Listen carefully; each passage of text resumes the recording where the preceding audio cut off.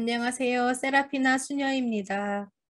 오늘 이 시간에는 하느님의 종 이존창 루도비코 곤자가를 만나보도록 하겠습니다. 이분은 우리 한국 천주교회 안에서 내포의 사도라고 불리셨던 분이십니다.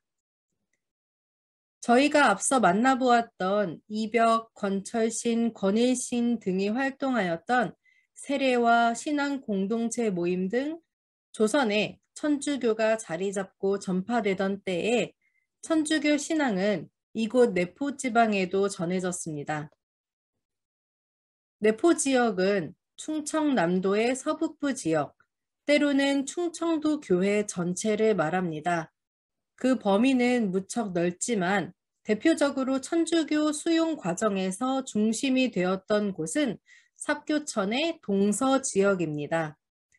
삽교에서 아산만으로 흘러가는 천변에 위치한 여사울에 복음의 씨앗이 처음 뿌려졌는데요. 그 선두에는 내포의 사도 이존창 루도비코 곤자가가 있었습니다. 내포 지방 천주교의 특기할 만한 사항은 주로 집단적인 개종이 이루어졌고 일반 양인들이 중심이 되어 실천적 신앙 공동체가 형성되었다는 점입니다. 이존창과 같이 부유한 양인 신자들이 가진 것을 나누고 애긍을 실천하면서 형성된 신앙 공동체는 조선 후기 내내 가장 탄탄한 공동체로서 천주교 발전에 큰 축이 되었습니다. 또한 이 내포 지역에서 김대건 안드레아 신부님과 최항업 토마스 신부님이 탄생하기도 했죠.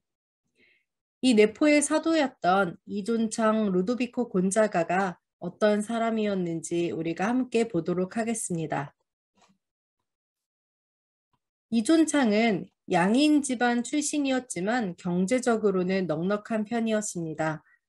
본래 재주도 많고 학문에 관심이 많았던지라 15세 때부터 유명한 학자들을 스승으로 섬기면서 학문 공부를 했고 17세 때에는 권철신 문화에서 공부했습니다.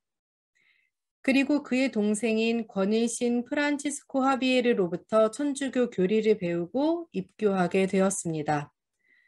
1784년 말 한국 천주교회가 설립된 직후였던 이때 이존창은 영세를 받은 후에 고향인 여사울로 내려와서 전교하기 시작했습니다. 그의 적극적인 활동으로 내포 천주교회 신앙 공동체가 형성될 수 있었습니다. 그의 가족, 가까운 친척, 친지들은 이존창의 전교에 개종을 하였고 내포의 교우 공동체는 조선교회 안에서 항상 매우 큰 빛을 발하면서 천주교의 못자리가 되었고 또 우리가 보게 될 것처럼 매우 유명한 순교자들을 조선교회에 안겨주었습니다. 이존창이 첫 시련을 겪은 때는 1791년 신에 박해 때였습니다. 이때 그는 공주 가명에 투옥되었는데 문초와 형벌 후에 형식적이었지만 배교했고 곧 다시 신앙을 회복하였다고 합니다. 이후에 그는 홍산으로 이주하여 그곳에서 다시 전교를 시작했고 1795년에는 전라도 고산으로 이주해서 피신 중이던 주문모 야고보 신부를 잠시 모시기도 했습니다. 을묘 박해 때 다시 체포되었고 굳게 신앙을 지켰지만 처형되지 않은 채 가명 옥에 갇혀 지내게 되었습니다. 그러면서도 그는 비밀리에 교회 지도층 신자들과 연락을 주고받으면서 국경에 밀사를 파견하는 것을 돕기도 했습니다. 그런데 1799년에 잠시 마음이 약해졌는지 이존창은 다시 석방되었고 천안에서 연금되었습니다. 하지만 여기에서도 그는 변함없이 교리를 실천하고 교회 일을 도왔다고 합니다. 1801년 신유박해가 일어난 뒤에 이존창은 다시금 체포되어 공주 가명을 거쳐 서울로 이송되었고 의금부에서 다시 문초와 형벌을 받아야 했습니다. 그의 진술 내용들을 보면 죽음을 두려워했는가 싶은 나약한 증언과 또 천주교를 믿지 않은 지 5년이나 되었다고 말하기도 했지만 그는 어느 누구도 밀고하지 않았고 박해자들도 그의 진술이 거짓되다고 여겼습니다. 그가 사학의 괴수, 천주교의 우두머리임을 모르는 이가 없었으며 여러 차례의 문초 후에 결국 조정에서는 그가 여전히 천주교를 믿고 있다고 판단하였습니다.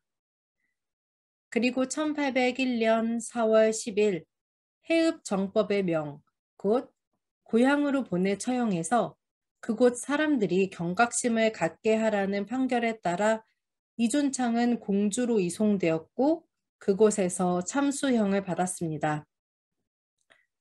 증언과 기록에 의하면 이존창은 끝까지 어떠한 나약함도 보이지 않고 칼날을 받았으며 그의 가족들이 그의 시신을 거둘 때 이렇게 증언했다고 합니다.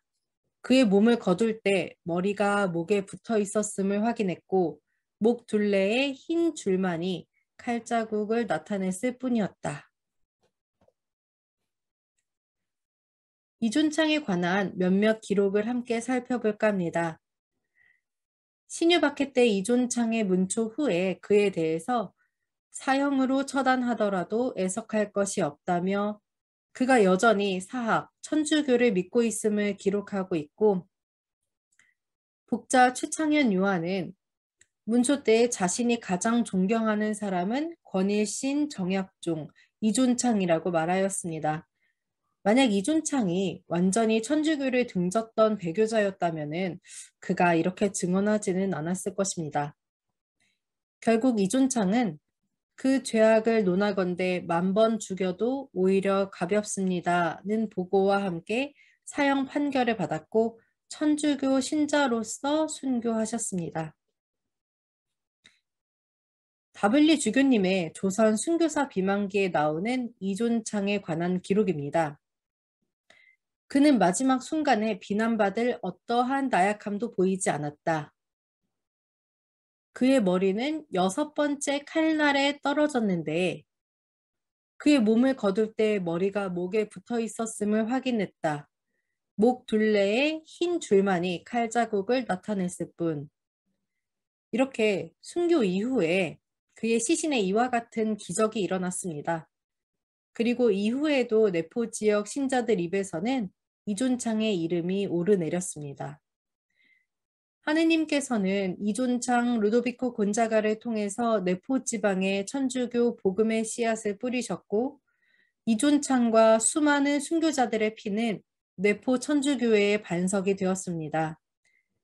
지금도 많은 신자들은 내포 지방의 성지들, 솔매, 합덕, 신리, 여서울 등을 순례하면서 순교자들을 만나고 모범적인 신앙을 배워갑니다. 비록 우리들은 조금 멀리 떨어진 곳에서 우리의 자리를 지키며 신앙생활을 하고 있지만 이렇게 한 분 한 분 순교자들을 만나고 나누면서 마음으로 순례를 하고 있습니다. 한 주간 기도로서 순례의 여정을 더욱 기쁘게 이어갈 수 있기를 청해 보도록 합시다. 하느님의 종 이존창 루도비코 곤자가 저희를 위하여 빌어주소서. 아멘.